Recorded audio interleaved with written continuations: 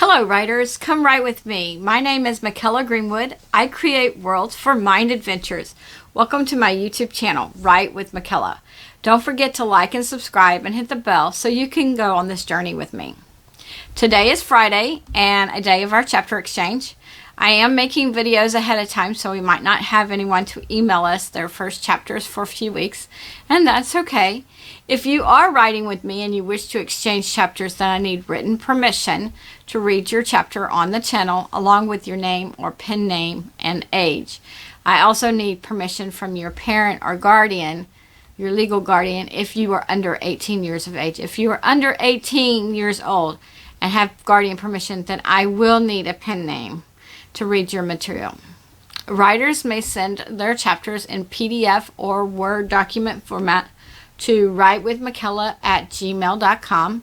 That's WritewithMykela@gmail.com. Please, no Google Docs. I'm not making any promises to read every chapter sent to me on the channel, but I intend to read all the chapters sent.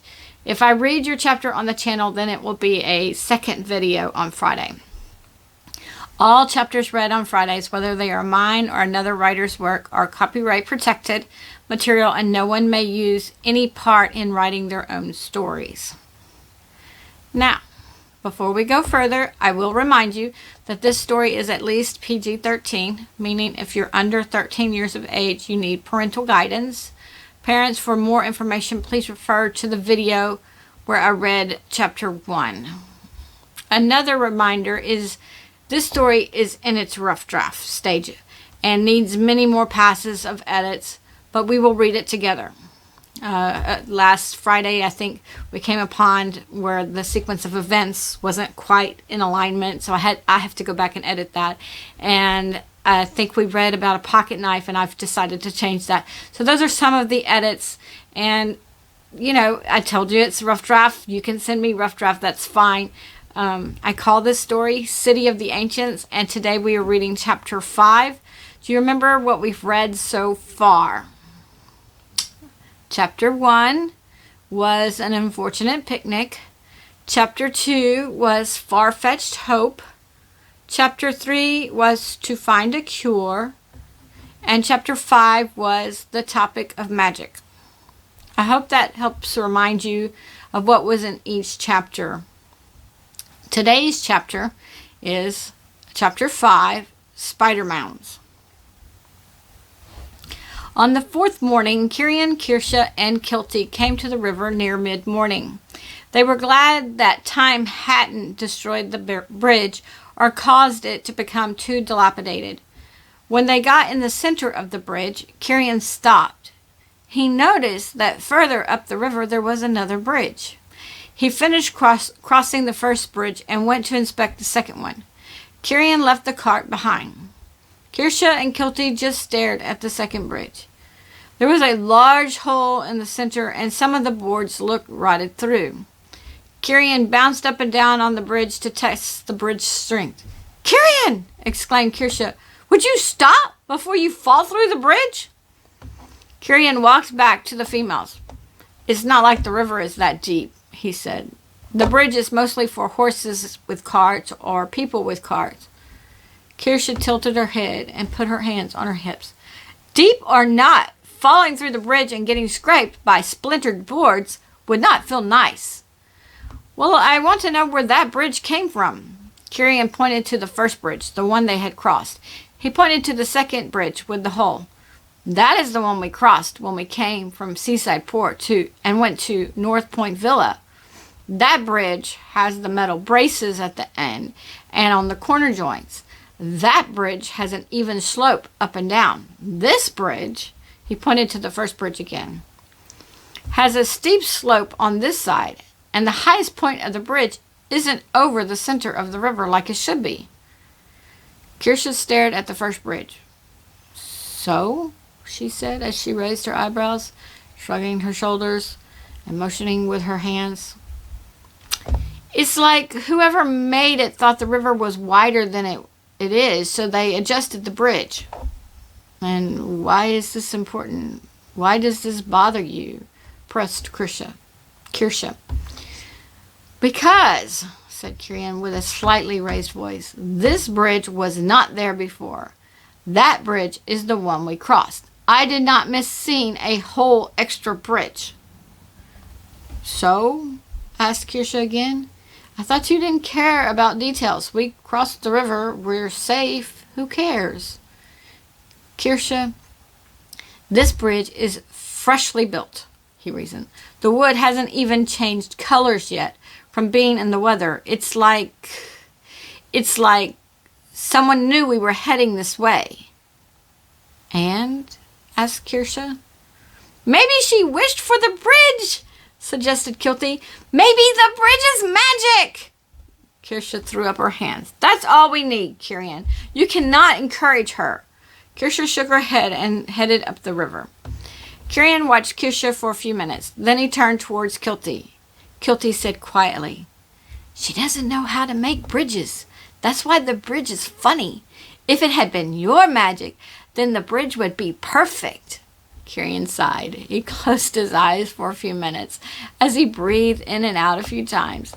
He opened his eyes and said, Kilty, I don't know so much about Kirsha, but I do know that I don't know a drop of magic. But, protested Kilty. Kirian held up his hand. Kilty, this is real life. There is no magic. He sighed. Kilty, I know you aren't happy. And I know that's why you're making all this stuff up. But if you stop talking about magic, then I will try my best to make our home a happier one. I will let Kirsha know how much I care for her so she can relax and be happier. Yay! Cheered Kilty. However, said Kirian sternly. He paused a few minutes. You cannot get in the middle of Kirsha and me. Let me work with Kirsha, okay? Kilty nodded her head. Okay. Kirian grabbed the handle of the cart and followed after Kirsha. They followed the river northwest. The name of this river is Linginus. It's the longest river in the land. The Linginus flows south under the northern edge and the southern edge of the mountain ring, and back into the ocean at the southern edge of the land. When they stopped for the night, Kirsha again read The City of the Ancients. Kirian decided to play with Kilty a little. He just picked her up and swung her around. At first, Kilty screamed. Then she squealed and laughed with delight. After half an hour of swinging Kilty and playing tag with her, Kirsha said she couldn't take any more of their playing, and she scolded Kirian for making Kilty run on her leg. But it doesn't hurt, protested Kilty. Just because I am trying to read does not in any way say that I did not see you limping, stated Kirsha harshly. It doesn't hurt, honest, said Kilty, but it's getting stiff again. Come, Kilty, said Kirian. I'll help you change your bandage. Okay, Dad, replied Kilty. Kirian just gritted his teeth at Kilty's address, but he didn't say anything about that. Instead, he told Kirsha that Kilty could not sit around all day, every day, for the rest of her life. He added that if Kilty felt well enough to walk around or even run, then they should let her. He further stated that if they didn't, then Kilty would just get weaker and weaker. Kirsha saw his point, but argued that Kilty should not go from doing nothing for days to romping around precariously. Kirsha then looked back down to the book and continued reading. Kirian helped Kilty change her bandage and helped her to lie down for the night. Then Kirian sat on his blanket and watched Kirsha. As he watched her, he wished for a piece of wood to whittle. Finally, he got up and brought his blanket next to Kirsha's. He sat next to her, casually slipped his arm around her, and asked her if she had read anything interesting. Kirsha slipped her hand behind her and pulled Kirian's arm forward. She then told him that she felt that Dr. High Hands had gotten most of his information, which he used to help his patients, from this book, though he had never referenced this book in front of them. Kirsha then flipped back through the book while she told Kirian when she had seen Dr. High Hands using the different herbs and fungi. Kirian patiently listened to all the details. Several times he slipped his arm around her, only to have her immediately pull it back in front. Kirsha finally told Kirian that she thought she could gather some herbs as they traveled. She felt confident that she could tell the herbs apart, especially since she was looking at the detailed drawings of all the leaves instead of crushed up versions in Dr. Highhand's office. Kirian thought that was a good idea while they were so far away from any village, but he told Kirsha to be careful, and he told her that no matter how proficient she became if they were in the village, they should still go to Dr. Highhands first. Kirsha agreed. She felt that she could learn a lot more from Dr. Highhands if she had done some things herself, and she told Kirian that she would be very careful and she would not administer any herbs if she had any doubts at all. Kirian left it at that. He knew she was meticulous about details. He knew she would do more than just count the points on the leaves. She would probably count the veins as well. Kirsha put the book away. When she went back to her blanket, she stood a minute and thought of what she should do. She didn't want to be rude to Kirian by moving her blanket away from his, especially after he had been so interested in what she had learned. And he had encouraged her to learn and practice magic. Yet, at the same time, she didn't want to sleep next to him, and she didn't want to give him the wrong idea. She glanced at Kilty's sleeping form and decided that Kirian wouldn't try anything with Kilty so close. Kirsha bent down and pretended to straighten out her blanket. She pulled it several inches away from Kirian's and lay down to sleep. Kirian didn't say a word. He just waited for her to fall asleep. When she was asleep, he moved his blanket the few inches and lay down beside her. Kirsha most always slept on her left side, and she rarely turned over during the night. So Kirian scooted up behind her and slipped his arm around her waist. So now we're going to the terrarium. Arik and Arisha headed up the beautifully hand-carved ivory spiral staircase to their bedroom. "We had a good day, didn't we, dear?" Arik asked. "Yes, dear, we did," agreed Arisha. "I'm glad we got Rivas to talk. I think that was a relief for him." "Yes," agreed Arik. "I can't believe he asked you to kill him, though." "Well, he is concerned, as a good general should be, but I wouldn't ask him to pay for his mistake with his life." "I know you wouldn't, dear. And as of yet, it's only a suspicion anyway." "Yes," replied Arisha. "In a way, it would be good to know for sure. Except that we're talking about Farsnile, one of the strongest dissenters for us to ever come against." "Yes," agreed Arisha. "And that's why we can't blame Rivas for his mistake. There was probably no other way." Arik sighed as they came to the landing. He knew Arisha was right. He opened the door to their room. He immediately remembered the orb. "Dear," he said, "maybe we should just go straight to bed and forgo checking on the children." "I have to check. Even if I just see them sleeping, it's better than nothing." Arik sighed again. He missed the children, but he knew watching them was painful for Arisha. Arisha went straight to her green orb, which emitted a slight glow. She looked in and saw Kirian holding Kirsha in his arms. Arisha smiled. Tears of joy streamed down her face. "Look, dear," she said, "they're together." "I know, dear," replied Arik. "I checked my orb a few times today. I saw them cross the Leginus River." "I don't understand. Why didn't you want me to check on them?" "Because I didn't want you to get your hopes up." Kirian moved his blanket next to Kirsha's after Kirsha was asleep. "Oh," said Arisha, disappointed. She set her orb down and got ready for bed. So now we're going back to the regular story. In the early morning, when Kirsha awoke, Kirian was still next to her. She jerked up and swirled around to see Kirian smiling at her. Good morning, Kirian said. Kirsha shook and sighed, but she didn't want Kirian to know her fear. So she responded, good morning to you, too. You, how long were you, All night, answered Kirian. I slept with you in my arms all night, and I liked it. Kirsha looked away and swallowed her tears. She couldn't control her shaking, so she just got up to see if they had anything they could eat for breakfast. She had to get her mind on something else. Kirian realized something was wrong. He jumped up and blocked her path to the cart. What's wrong, Kirsha? You don't think... Kirsha, you should know me better than that. I wouldn't do something like that without you knowing. Kirsha yelled, you put your arms around me all night without me knowing. That's different, protested Kirian. What is with you, Kirsha? You're acting like I tried to rape you last night. Kilty sat up.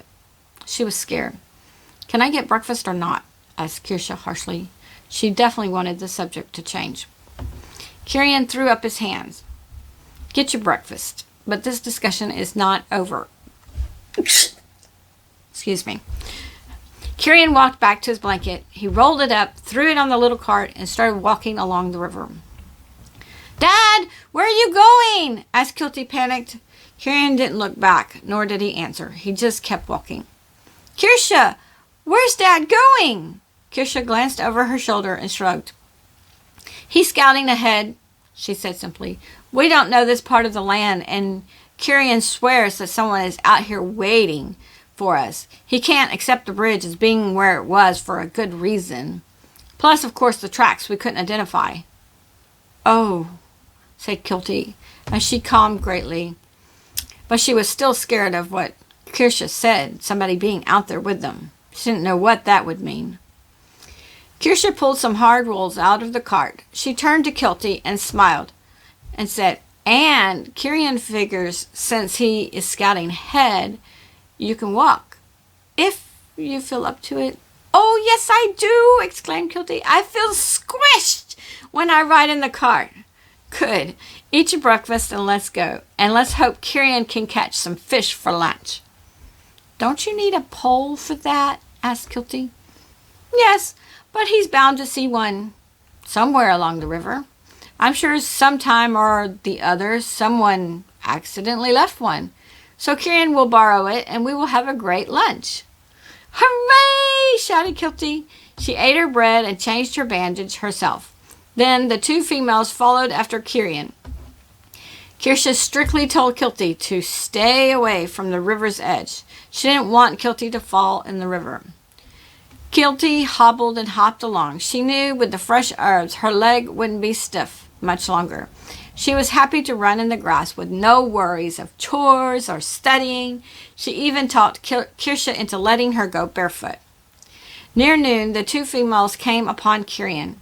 Kilty dropped her jaw and stared in disbelief. Kirian was roasting some fish. How did you catch the fish? Kilty blurted out. Kirian had been a little startled at first, but now he laughed and said, I was just walking along when all of a sudden I stepped on a cane pole. Then I thought fish would be a perfect lunch. Kirsha! Started Kilty as she whirled to face her. Kirsha raised her eyebrows. Kilty had wanted Kirsha to tell Kirian that she had wished for a cane pole and had wished for fish, but she remembered that she wasn't supposed to talk about magic. So she just finished her sentence by saying, We have fish for lunch.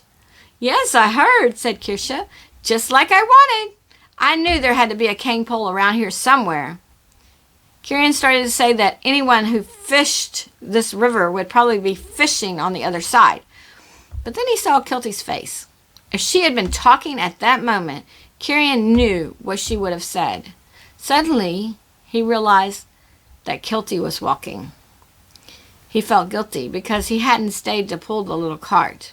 He knew Kirsha couldn't pull it that long. He turned his gaze down to the ground because of his shame. At that point, he saw Kilty's bare feet.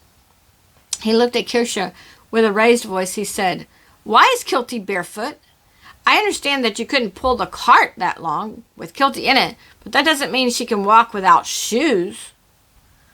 I can pull the cart all day with Kilty in it, stated Kirsha indignantly as she put her hands on her hip. My strength has nothing to do with her walking. You're the one who said she should walk when she could. You said you didn't want her to get weak. So this has nothing to do with me at all. Kirsha raised her long skirt a little and revealed her bare feet. And I see nothing wrong with bare feet on soft grass. I hate wearing those stupid boots. And so does Kilty. And it's not like there are any ant mounds or out here, as there are near our picnic spot. At least I haven't seen many. Kirian sighed and his shoulders slumped. I'm sorry, Kirsha. I wasn't blaming you for Kilty having to walk. I thought it was my fault. I should have known you would have done everything in your power to pull Kilty in the cart if you thought that was necessary. Come, let's eat. The fish are ready. After they ate, Kirian insisted that Kilty rode in the cart. He said walking half the day was plenty. Kilty didn't argue. In fact, she curled up and fell asleep. Kirian pulled the cart while Kirsha gathered leaves into the berry basket. She would compare them to the drawings when they stopped. In the evening, Kirsha carefully studied the leaves. She tossed most of them. While she looked through them, Kirian again played with Kilty. When they stopped, Kilty lay down to sleep. Kirian watched Kirsha. It seemed she was counting veins. After some time, Kirsha took off her apron. Just below her center pocket, she folded the apron up to form a large crease. Then she took a needle and thread and started stitching. What are you doing? Asked Kirian. Isn't that thread for your embroidery? Kirsha glanced up. Yes, but seeing as I didn't bring extra thread and we have no horse, this will have to do. What are you doing? Kirian repeated. Right now, I'm making one long pocket, but once that's finished, I'll make smaller sections. I want different pockets for different herbs. Kirian shook his head and lay down. He felt it wouldn't take Kirsha too long to sew up the pockets, and he assumed that she had found some herbs to go in those pockets. But her interest in herbs gave him an idea. He could make her vials or little wooden pots with lids for her herbs. Surely, if he made that for her, she wouldn't think it was for the village. Surely, she would know they were for her. In the morning, Kirian noticed that Kirsha had finished the apron, and for now, Kirsha didn't carry the basket. Around mid-morning, Kilty asked Kirsha, Kirsha, if you could have whatever you wanted to eat for lunch today, what would it be? Oh, I don't know, said Kirsha. She walked a few minutes thinking. Maybe frog legs would be nice. Ew! Exclaimed Kilty with her face shriveled up. Then Kilty thought maybe Kirsha was teasing her. But when she looked at Kirsha, she knew Kirsha was serious. Kirsha pursed her mouth to the side as she thought. I have nothing to use to catch frog, put in Kirian. Kirsha gave a half smile. That's okay. Frogs usually come out at night anyways. Kilty was glad.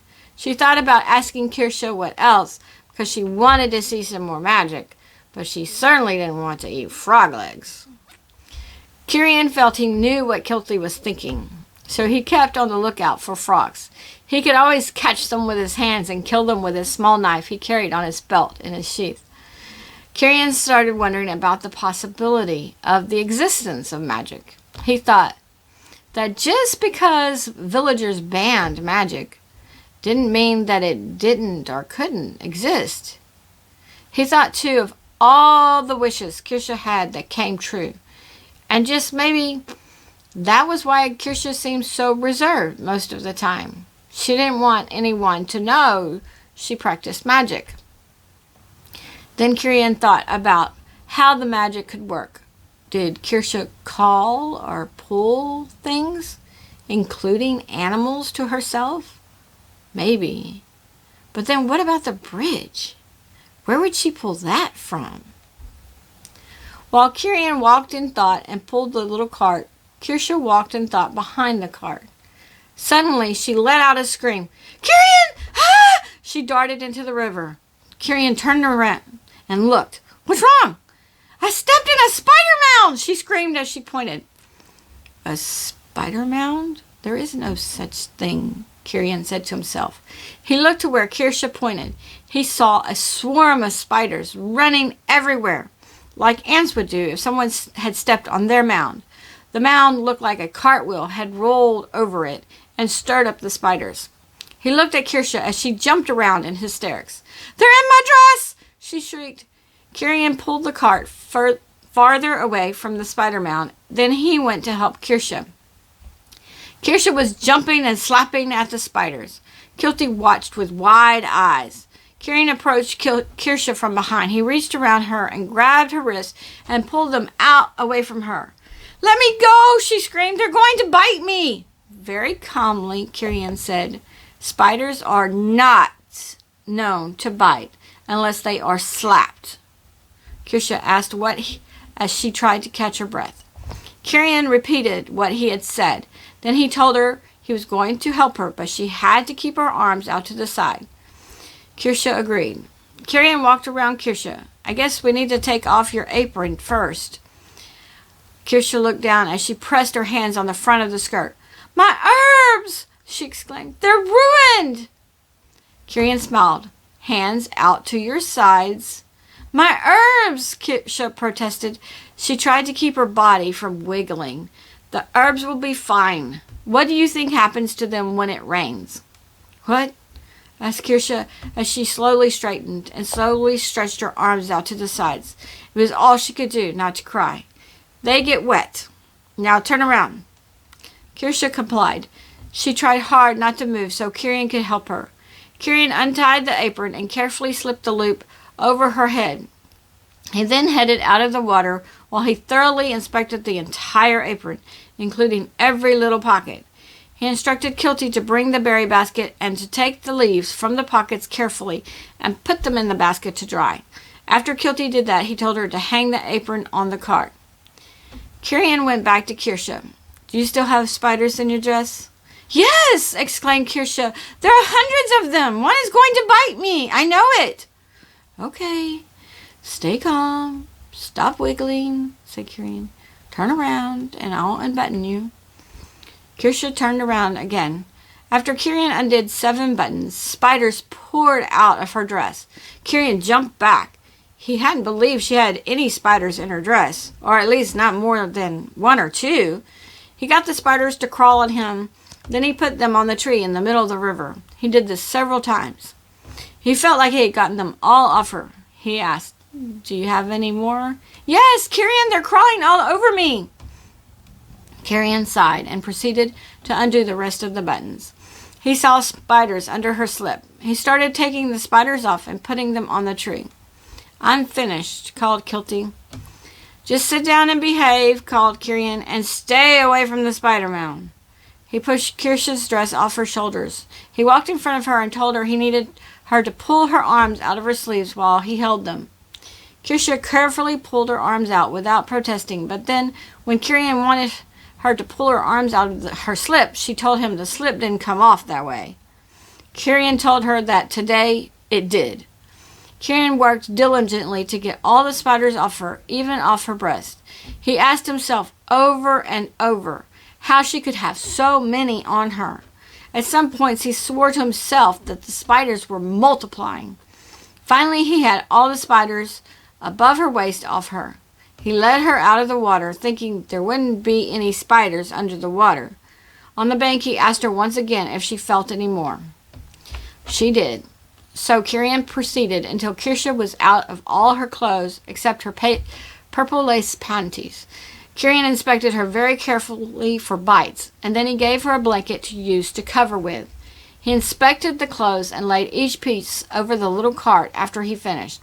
It had taken over an hour to get all the spiders off. Okay, let's get away from this spider mound. I need to dress, protested Kirsha. No, stated Kirian. I'm inspecting the clothes again in an hour or 2. He rubbed his arms. Geez, I'm starting to feel things crawling on me. Come, let's get away from here. Kirsha and Kilty didn't argue with Kirian. All 3 looked back to the spider mound before they headed northwest along the river. After 2 hours, Kirian felt they could stop for a brief lunch and for Kirsha to dress. He took a quick look around before he told them they were stopping. Kirsha and Kilty sat down while Kirian started going through the clothes. "I hope Dad doesn't find any more spiders." "Me too," said Kirsha. "Actually, I was hoping," started Kirian, "that I found one, and only one, spider. Dr. Highhand's books had spiders in it. I wanted to see which one it was and read about it." "Well, don't wish for it," stated Kilty.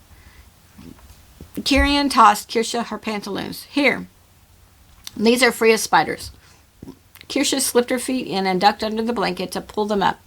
When she finished, she told Kirian not to worry about the slip and petticoat because she didn't need them out here. "I don't know why you ever need all that stuff," stated Kirian. "I don't like them, but Mr. Volkov said I needed to wear them in the village if I wanted to be a respectable woman." "I think we need to live outside of the village," stated Kirian. He wasn't serious, just angry. "Ah, look, I found one," said Kirian as he held up his hand. He reached in the cart and retrieved the book. He sat down and started looking through it. When he came to the one that seemed to match, he let the spider crawl around on the page, and he began to read. After a few minutes, he said, "Either this isn't it, or this spider is missing the 2 thin white stripes on the sides of its back." "You mean like those?" said Kilty, panicked as she pointed. She jumped up and looked around herself for additional spider mounds. Kirian slammed the book closed and tossed it behind him. He jumped up towards Kirsha and yanked her up and away from the spider mound. Kirian declared, "That mound was not there when we stopped." "They're magic!" exclaimed Kilty. "You wished for them." "No, I most certainly did not," said Kirian with a raised voice. "I did not want spiders on Kirsha. I did not want to spend an hour or more picking spiders off Kirsha. I did not want to see Kirsha shivering with fear. I did not do this." "Then Kirsha—" "Kilty," said Kirian even louder. His face was red with anger. "Why would Kirsha wish for her body to be covered with something she feared so deeply?" "Maybe she can't control it," cried Kilty. "Maybe she just thought of spiders." Kirian threw up his hands. There was no reasoning with Kilty. He retrieved the book and plopped down to read some more. At this point, he remembered the spider that had been crawling on the book. He had not wanted to mess up Dr. Highhand's book. He opened the book to where he was. Small lights, the size of dust, floated up as they sparkled and faded away. At first, Kirian thought he had imagined it, but he knew this was the correct page, and there was no smashed spider. He looked up at Kirsha. "Did you call the spiders?" "No," exclaimed Kirsha. Kirian held up a hand. "Okay," he said. "Then please tell me your thoughts, starting from the frog legs you wanted for lunch." Kirsha glanced at the spiders and scooted away from them. She held the blanket tightly around herself. "Well, first, I thought of my favorite meal with my parents. We would have frog legs along with other things.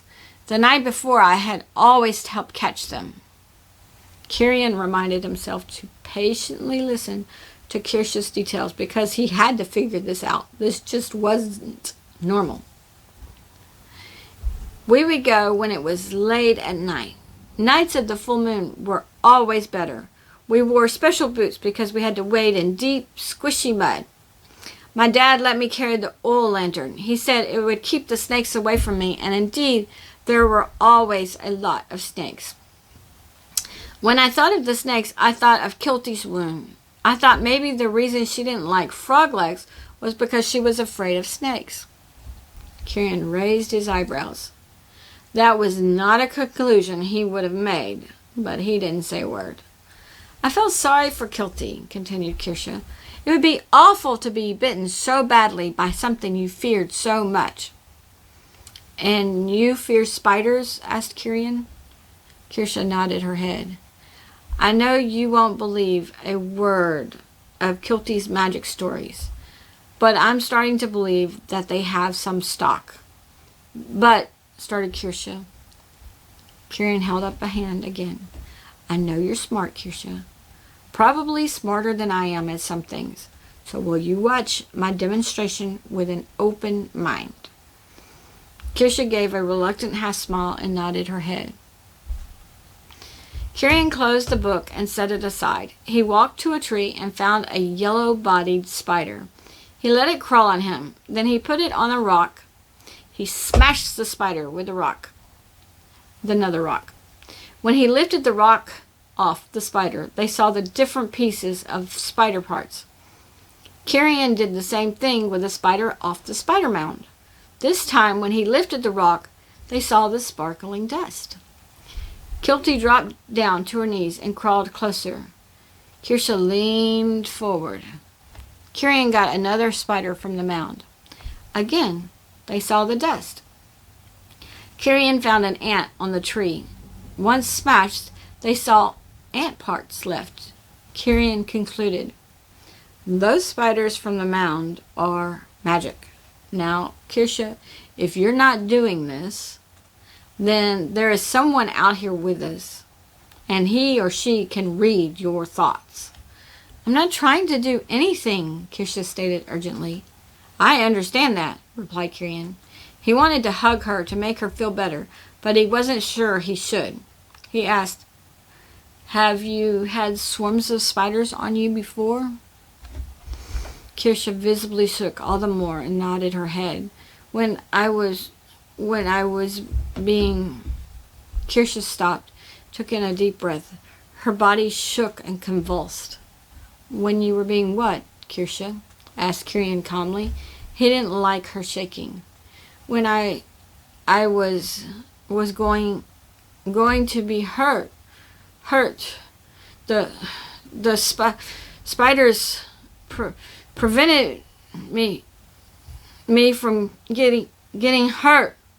The spiders didn't come the first several times. I think. Well, don't think about it, stated Kirian. Let me check your dress, and you think of something else.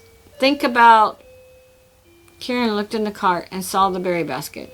He grabbed it and handed it to Kirsha. Think about your leaves. What are the leaves for, anyway? Asked Kilty. Kirsha smiled softly. She was glad to think of something else. She wiped away her tears with the blanket. It's a game, Kirsha said. A game? Asked Kilty excitedly. Kirian looked over with raised eyebrows. He knew Kirsha could make a game out of most anything, but he couldn't figure out how this could be a game. Yes, all the leaves are in a race to see which type can have the most collected by the end of our trip. Really? Kirsha laughed. Yes, and of course the one with the least will be labeled rare. Rare? Yes, rare means not many or very few. Kirian smiled. Well, that certainly sounded like a game. He thought that was why Kilty had gone from being behind in her lessons to being ahead. Can I play too, or do you play by yourself? You can play, but not now. Maybe I can show you after supper. Okay. Here's your dress, said Kirian as he tossed it to her. It's free of spiders. Kirsha slipped on her dress, gave Kirian the blanket, and asked for her apron. Kirian gladly helped her, found hard rolls and jerky for everyone, and lifted Kilty into the cart. Kilty was disappointed and said her leg was fine, only to have Kirian and Kirsha tell her that 2 hours of walking was plenty. Kirian pulled the cart and reached out to take Kirsha's hand. He gently kissed it and told Kirsha he was glad that she was okay. Kirsha thanked him and then pulled her hand away. She told Kirian that she was going to separate the leaves while they walked. After Kirsha had all her leaves back in her pockets, she picked some more leaves along the way. So now we're going to the Ulterarium, or the City of the Ancients. Orisha came up behind her husband. He was standing hunched over with his back to her. He seemed to be looking at something closely. What are you doing, dear? She asked. Arik spun around and swiftly slipped the illuminated blue orb in his pocket of his royal blue silk robe. Oh, hello, dear. I didn't hear you come up. What were you looking at? The kids. I was checking on the kids, he replied as he pulled out his orb and showed her. I'm so glad to see you moving around the house and around all of the ultrarium. I didn't want you to go back to being sick with worry, so I thought I'd check on them every so often. You're worried too. You're worried about them, declared Orisha. Well, yes, I'm a little concerned, admitted Arik. They are traveling without a wise seer. What happened? She asked. Oh, not much, said Arik as he slid his orb back in his pocket. Orisha put her hands on her hips and tilted her head to the side. I didn't meet you yesterday. Tell me everything, good, bad, or otherwise. Well, started Arik hesitantly. Earlier, Kirsha had the spiders on her. You mean like when Dante... Yes, I'm afraid so, replied Arik. Fortunately for us, Kirian isn't scared of spiders, like Dante thankfully was. Kirian very patiently helped Kirsha get the spiders off, and as a result, Kirian is starting to believe in the possibility of magic. Really? At this point, he's not sure if somebody is out there with them, following them, or if it's Kirsha. Anything else? Kirsha is intensely studying Volume 1 of the City of the Ancients. That is good, replied Orisha as she sighed with relief. Kirsha will read between the lines, and she will learn all that the book has to offer. Yes, agreed Arik. She may even gain the knowledge our ancestors forgot, and thus could not pass down. Yes, but we must not get our hopes too high, reminded Orisha. I'm not, replied Arik. Or at least I won't until Kirsha finds her orb so we can speak to her. They smiled at each other and went to eat supper together. Okay, writers, that's the end of chapter 5. I hope you enjoyed this chapter. If you're like me, you want us to keep reading, but we don't want the videos too long. We have lives to live, chapters to write. And don't forget to hit like and subscribe and ring the bell so you can join me on Tuesday for alliterations, one of my favorite writing tools. And then join me on Friday. We will read the next chapter, chapter 6, The Interference of the Past. If you're doing the chapter exchange, then send me the PDF or Word document version of your chapter to WritewithMykela@gmail.com. Remember the permission I discussed at the beginning of today. I look forward to reading your stories, and I hope to read some of them on my channel. Soon you can visit my website at www.bymykela.com to read some character bios. Thank you for joining me today. I appreciate your participation. If you know someone who would like this video, then please share it with them. Leave a comment below on the spider mounds. 1 or 2 words will do.